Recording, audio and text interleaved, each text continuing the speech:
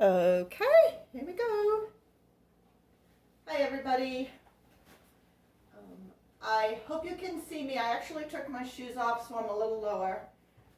I don't have a very sophisticated video stand. I won't even tell you what it is. Before we do the low register exercises, and before I forget, this is video number 6, low register warm-ups. Before we do that, I want to remind everybody about breath again and again and again, because even after all these years, I still forget. I forget to breathe. I forget to do my breathing exercises. So before you start to sing at any time, before you sing each song, and before you sing each phrase, a phrase is like a sentence or a part of a sentence that you sing together all in one breath. Before you do warm-up exercises and in between warm-up exercises, you let out the breath and you breathe in all the way from the bottom of your lungs, support the diaphragm, and expand those three-dimensional big balloons you have all the way around. Even if I don't say breathe, when you get done with an exercise, like we're going to start with a little bit of humming to reconnect with our lower register, breathe in between each. So if we're doing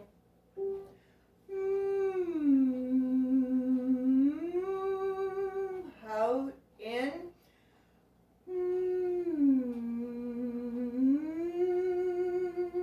out, in, and I know you probably can't see me breathing because your shoulders should stay down and relaxed. If you're breathing through your mouth, open everything up so that you don't have any of that choking sounds or raspy sounds. It should sound like this. That's it, not like that. If you need a reminder, just breathe through your nose and listen to what it sounds like. It doesn't sound like much of anything, just a very soft sound of breath. Again, when you're singing a big song with long phrases and there's not much time to breathe, you're going to be taking in a big sharp breath, anything you can. You're also going to hold in as much air. You're going to look at, you know what, I should just do a whole video on breathing, so I will add that. So never mind. I'll just do a whole video on breathing. Let's get back to our lower register exercises. Now, we've just done the moos and fifths.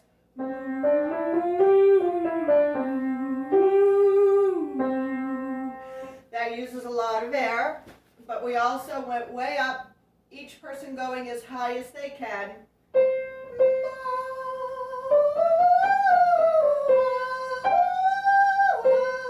And this is another day for me doing this video over, so I'm not really warmed up. So that didn't sound very good, but just a refresher of where we were. We were kind of up in our heart register and giving it all we got. So now we need to reconnect to the lower register, and this is just a little transition exercise that I came up with. You can use whatever transition exercise you want, but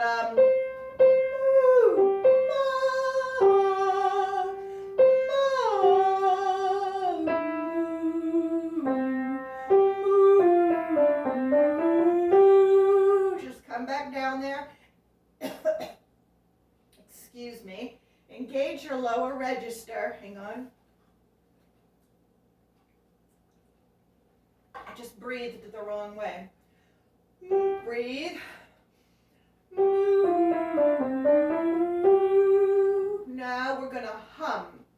And you can use your vibrato if you use vibrato while you're humming. If you use vibrato, it really doesn't turn off. You don't ever have to turn it off unless you're doing some kind of singing which involves a sustained note with no vibrato, or if you're going to be blending with other people. I've done that. There was one, in one of my sessions in vocal ensemble, we had special auditions for an extra group, a smaller group. And we were going to be doing a lot of blending and a lot of precision notes and sustained notes. And one of the first things that we were asked is, can you stop your vibrato? And a lot of the older women with beautiful high ranges and beautiful natural vibrato could not, and they didn't make the group. And this is done in instrumental music as well. It depends on the style, the genre, the group, the purpose. But we had to blend, and if someone has a great big natural vibrato they can't control, it's very difficult for them to blend in with the chorus. So vibrato is a natural thing, a natural free-flowing rhythm of the vocal cords, but you should be able to control it. And if you don't have a vibrato yet, and you ease into having one, then you just have to remember what it was like when you didn't have one. So, but we want, in all these exercises, we want a free-flowing vibrato. You're singing by yourself. You're developing your range. You're developing your resonance. You're developing your projection to use every molecule of air and every ounce of strength to project that sound to wherever you want it to go. Usually we're in Smule with a microphone, so then you have to back off a little bit or move your mic away. So it's just adjusting. So to get back to the low register exercises, and then let's adjust into the humming.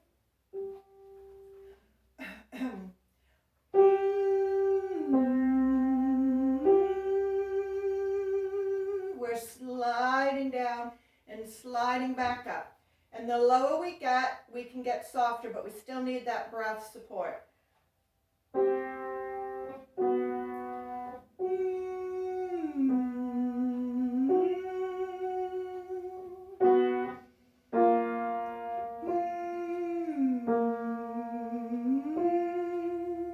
And I do these notes, these transition notes, so that you can hear where we're going and also to give you a chance to breathe. And I do them when I'm warming up on my own. So I don't know if that's right. There we go. Okay, so B major fifth is B and F sharp.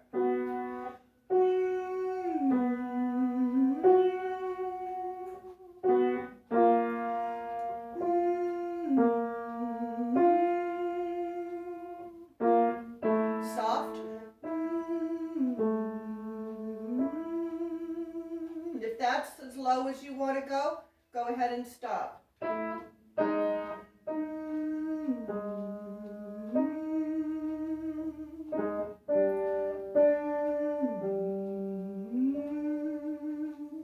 Now we're gonna go back up a little bit, and I'm gonna come back and go down lower for the mezzo sopranos on our consonants and vowels.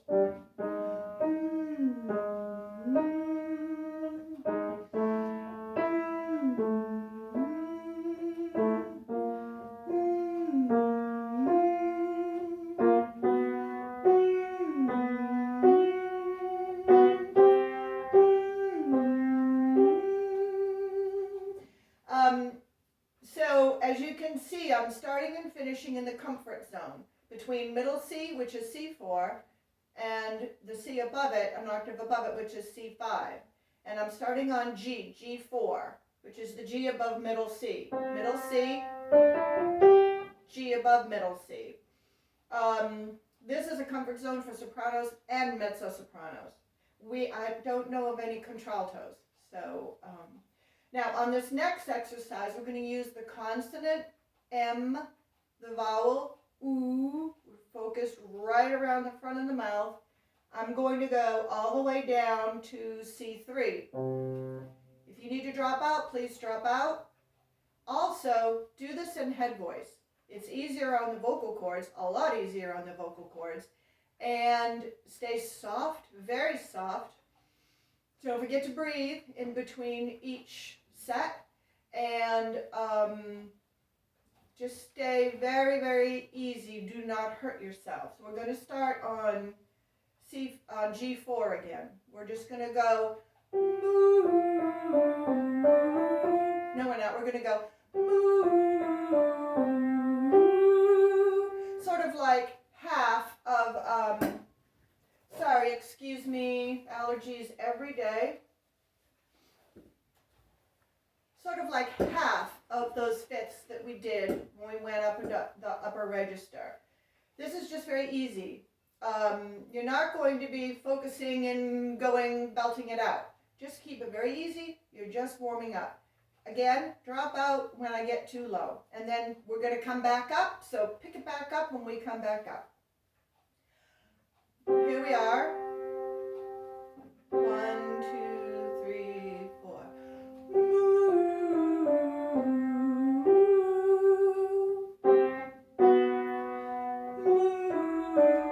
Sorry, I don't know my scales. Let's go back to here because I'm multitasking here.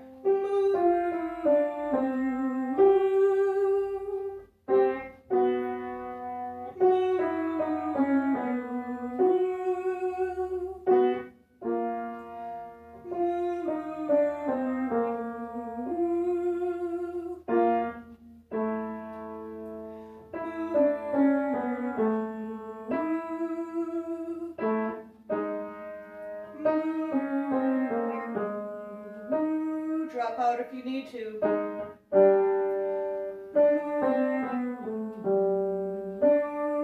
That's where I drop off, but I'm going to keep going for mezzo sopranos.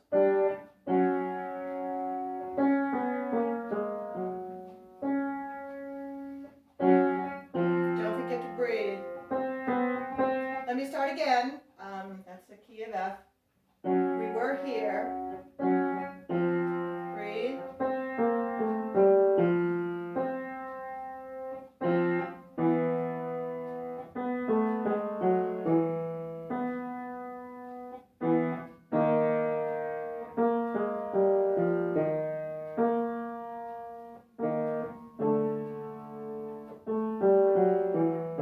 Go very soft.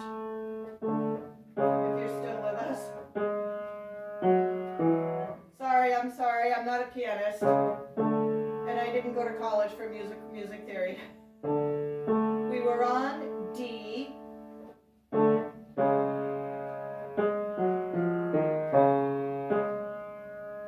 Last one. Now come back up.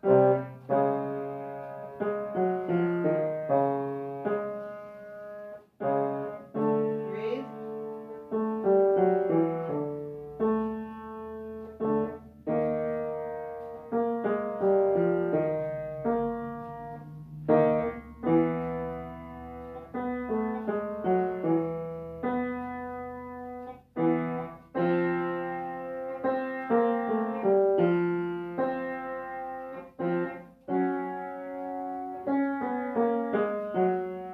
Now we're coming back up to G.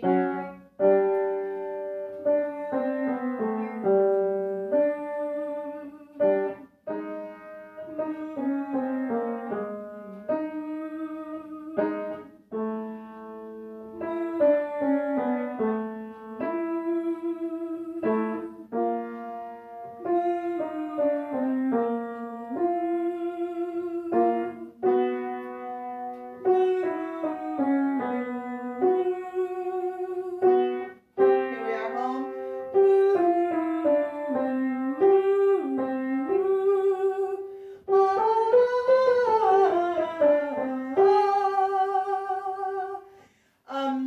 I'm going to do a few more videos. I'm going to, you'll see a video for, this is, let's see, I think video 7 is, yes, extending the range. That's the bouncing exercise.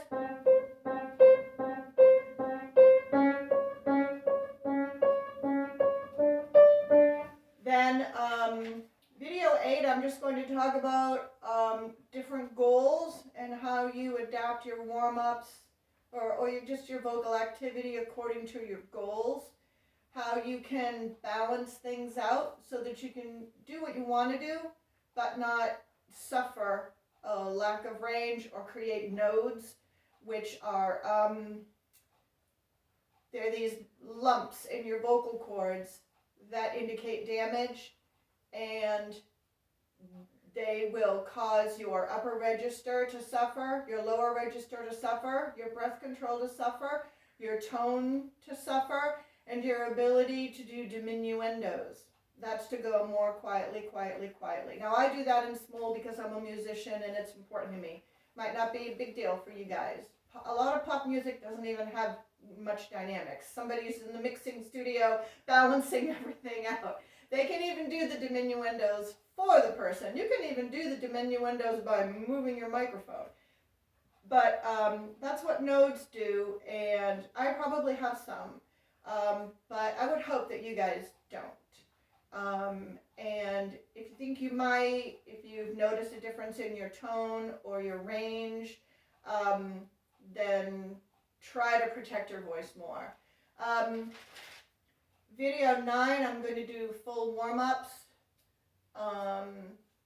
Video 10, I will do the shortcut to warm-ups, but you absolutely should watch and practice all the other videos at least twice before you try to do a shortcut. And I have some ways, to manage if you don't have a lot of time. I have some hints on that. I was going to do video 11, intermediate exercises. I am going to move that up to video 12. And I am going to do a whole video on breathing and breath control. Because all of us are very ambitious. I mean, let's face it. We're doing songs that are probably in some cases maybe too hard for us. But we're working on them because we love them and we want to sing them. So that'll be 12. Video 11. I have some, just little helpful hints that I've learned from, I don't know how many years. I started music in the 4th grade and I grew up in a musical house. So I was surrounded by it, classical music, Broadway records,